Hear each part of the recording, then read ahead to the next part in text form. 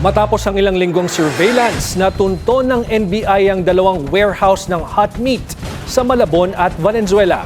Arestado ang dalawang suspect. Ang detalye sa Agenda Weekend Report ni Andrea Salve. Nakabalot sa plastic at nakapatong sa mga karton at paleta ang meat products na ito ng abutan ng NBI National Capital Region sa isang warehouse sa Malabon. Pagpasok sa frozen storage, tumambad din ang nakakahong mga karne. Ikinasa ng ahensya ang operasyon matapos ang ilang linggong surveillance kung saan nadiskubring hot meat pala ang mga ito o hindi ligtas na kainin.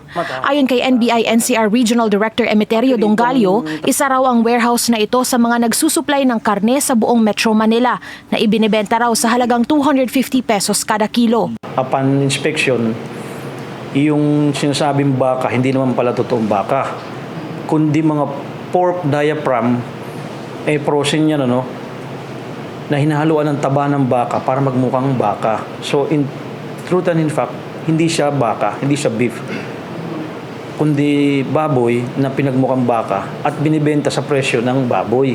Kaya pala mura. Dalawa ang arestado sa operasyon, kabilang na ang umano'y may-ari ng negosyo.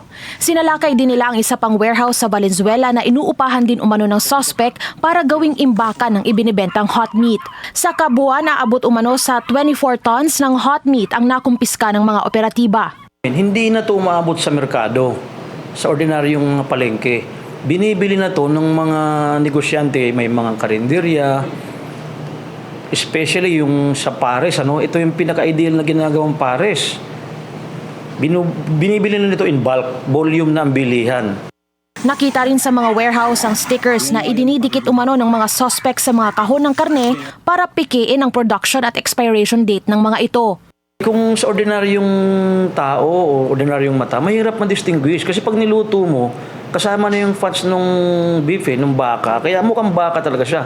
Although yung bodega naman is a refrigerated warehouse, pero hindi naman sapat yun. Dapat yun naka-sealed talaga.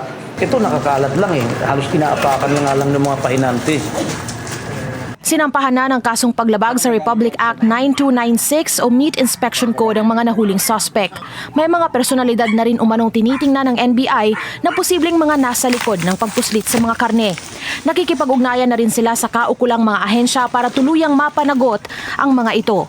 Para sa Agenda Weekend, Andrea Salve, Billionaire News Channel.